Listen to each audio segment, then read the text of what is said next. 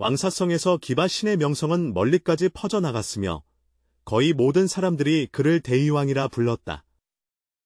왕이든 대신이든 백성이든 병이 들면 모두 그를 찾아 치료를 청하였다. 뛰어난 의술을 바탕으로 기파는 거의 모든 병을 치료할 수 있었으며 오래도록 낫지 않던 난치병도 그의 손 아래서 말끔히 해결되었다. 그의 명성은 널리 퍼져 많은 사람들이 이르기를 기파가 손을 대기만 하면 환자는 반드시 치유된다고 하였다. 그러나 그는 수많은 사람들을 구했음에도 불구하고 마음은 항상 평온하지 않았다. 병고로 고통받는 환자들을 볼 때마다, 특히 중병에 걸려 치료할 수 없는 사람들을 볼 때마다 치파의 마음은 끝없는 혼란과 무력감으로 가득 차 있었다. 비록 그가 온 힘을 다했지만 피할 수 없는 사실을 바꿀 수는 없었다. 모든 환자가 다 치료될 수 있는 것은 아니다. 특히 임종을 맞이한 환자를 대할 때 지파는 자주 스스로에게 묻곤 했다. 왜 사람은 그런 큰 고통을 견뎌야 하는가? 이 혼란은 지바가 진료 과정에서 점차 흔들리게 만들었다. 그는 단순히 신체의 병을 치유하는 것이 과연 문제 해결의 근본일까 의심하기 시작했다. 병고는 궁극적으로 무엇을 의미하는가? 치유의 의미는 무엇인가? 이 문제들은 그의 마음속에서 떠나지 않고 마치 아직 열리지 않은 문과 같다. 그가 혼란스러워할 때 어느 날 한 특별한 환자가 그의 진료실로 들어왔다. 선명이라는 이름의 비구는 평범해 보였지만 그의 병세는 매우 심각하여 온몸이 썩어 악취를 풍기고 있었다. 이치로 본다면 그와 같은 환자는 진작에 극심한 고통에 시달리거나 거의 숨이 끊어지는 상태여야 했지만 이상하게도 선명 비구는 끝내 한결같이 이례적인 평온함을 유지하며 얼굴에는 전혀 고통의 기색이 없고 오히려 옅은 미소를 띠고 있었다. 치바가 그를 가까이 다가가 진찰하며 마음속에 의문이 가득하여 말을 꺼냈다. 존자님, 병세가 이렇게 심한데도 어찌 이렇게 평안하실 수 있습니까? 실로 제 오랜 의료 경험으로 볼 때 선명과 같은 병세의 환자는 이미 극심한 고통에 시달려야 하는데 지금 눈앞에 있는 비구께서는 병마와 전혀 관계가 없는 듯 보입니다. 선명비구가 치파를 바라보며 미소 지으며 대답하였다. 대의왕이시여, 저는 당신의 뛰어난 의술로 수많은 환자들을 치료하신 것을 알고 있습니다. 그러나 병고가 단지 몸만의 문제가 아니라는 것을 생각해 보신 적 있습니까? 진정한 해독제는 내면의 평화에 있습니다. 이 말은 꼭 무거운 망치가 지파의 마음을 내리친 것 같았다. 그는 손을 멈추고 한결같은 눈빛으로 선명을 바라보았다. 비구는 계속해서 말했다. 병고가 육체를 괴롭히지만 그것이 사람의 본심에 미치는 영향은 없다.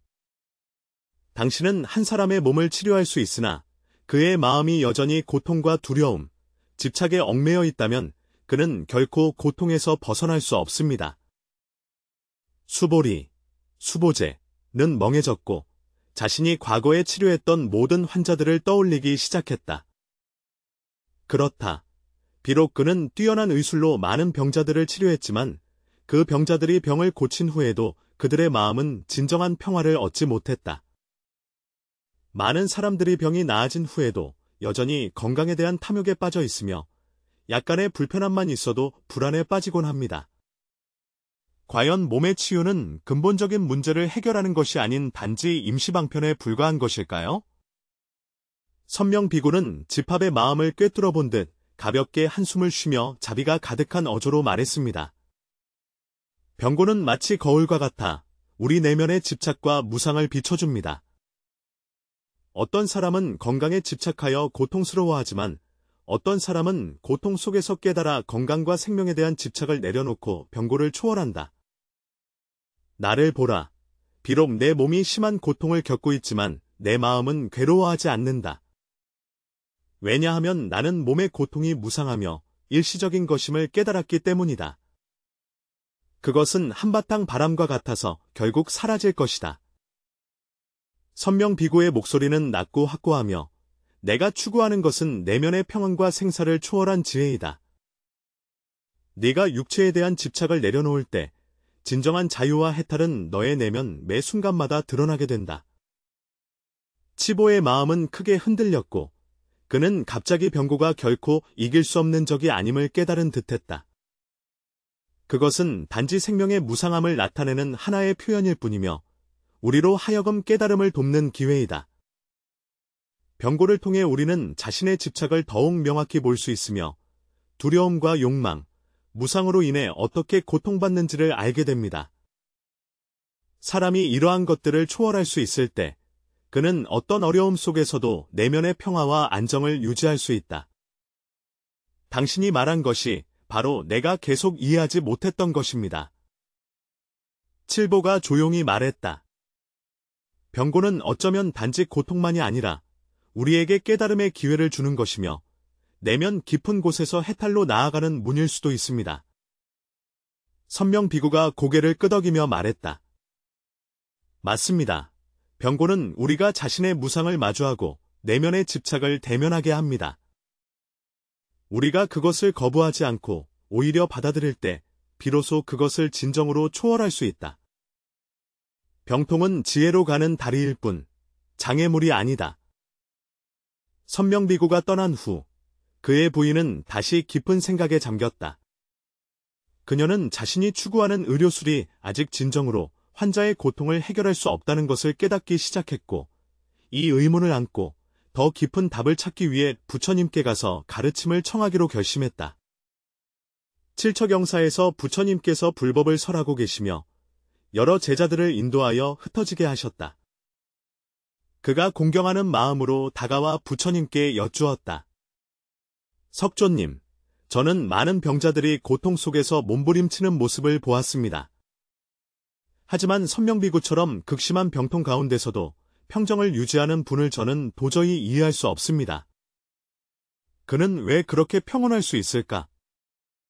병고와 해탈 사이에 정말로 이렇게 깊은 연관이 있는 것일까?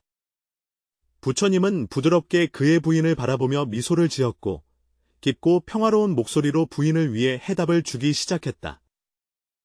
그대 의사여, 그대는 뛰어난 명의이시며 뛰어난 의료기술로 많은 이들이 고통에서 벗어나도록 도와주시는 분이시다. 하지만 당신은 한 번이라도 생각해 본 적이 있습니까? 병고는 단지 육체적 고통만이 아니라 그것은 무상, 고통, 공성, 열반이라는 사법의 표현입니다. 기파는 마음을 집중하여 들었고 부처님께서는 계속 말씀하셨다. 병고는 무상의 징후이다. 무상은 모든 것이 변화함을 뜻하며 생로병사 모두가 자연의 이치이다. 건강하든 병들었든 영원한 것은 없다. 네가 보는 병고는 바람 속의 먼지와 같아서 잠깐 존재하지만 결국 바람과 함께 사라진다. 모든 것이 변하고 있으며 어떤 것도 영원히 지속될 수 없다는 것을 인식하라고 우리에게 상기시킨다. 기반은 생각에 잠겼고 부처님께서 계속해서 말씀하셨다. 병고 또한 고통의 한 형태이다. 고는 단지 육체의 고통이 아니라 집착에서 비롯된 고통이다. 중생은 건강과 생명의 영속성에 집착하여 고통받는다. 바로 이 때문에 사람들은 생사 앞에서 두려움과 괴로움을 느끼게 되는 것이다. 그러나 이러한 집착을 꿰뚫어 볼 수 있다면 병고 속에서 해탈의 씨앗을 볼 수 있을 것이다. 병통의 공은 그것이 본래적이고 변하지 않는 것이 아님을 의미한다. 병고는 우리와 그것에 대한 관점과 집착과 밀접하게 연결되어 있다. 병고를 피할 수 없는 고통으로 바라본다면 그것은 무겁고 해결할 수 없는 것으로 보일 것이다.